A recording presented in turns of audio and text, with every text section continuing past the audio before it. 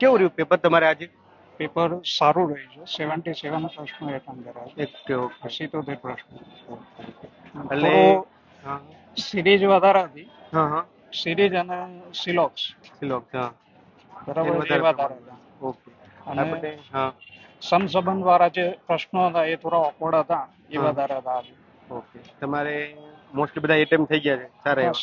77 થયા છે. એમાં ઇંગ્લિશ નું અડધું જોઈ જ નથી બિલકુલ. હા હા જેટલું એમ છે કે પછી આટલાથી હાર્ડ આવે છે એટલાથી છોડી દીધું પછી રિટર્ન રીઝનિંગ ઓકે. ચાલુ કર્યું. સારું સારું સારું. એટલે આપણે મેથ્સમાં જોઈએ તો તમારા કઈ પ્રકારના દાખલા આવ્યા હતા એ તમે? મેથ્સ ની અંદર મેં 100 એક જેટલા જે જોયા એટલા એટેન્ડ કર્યા છે 100. હમ. બાકીના પાછળના બાકી હતા એટલે જોયા જ નથી. ઓકે. અને રીઝનિંગમાં કેવું રહ્યું છે? રીઝનિંગ સારું હતું. હા હા એમાં એક થોડું વિઝ્યુઅલ ની અંદર વિઝ્યુઅલ રીઝનિંગ ની અંદર એ લોકોનો એક પ્રશ્ન ખોટો હતો ઓકે. કે એવું તમને જેને જણાય છે? ક્વેશ્ચન માર્ક હતો જ નહીં અંદર. ઓકે. એટલે એના પર ખ્યાલ નહીં. હા.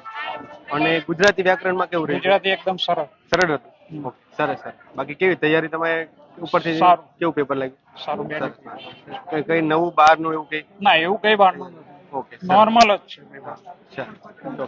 જે સ્ટ્રેટેજી પ્રમાણે તૈયારી કરો એ પ્રમાણે ચાલુ રાખો તો કોઈ પ્રોબ્લેમ થાય એવું નથી.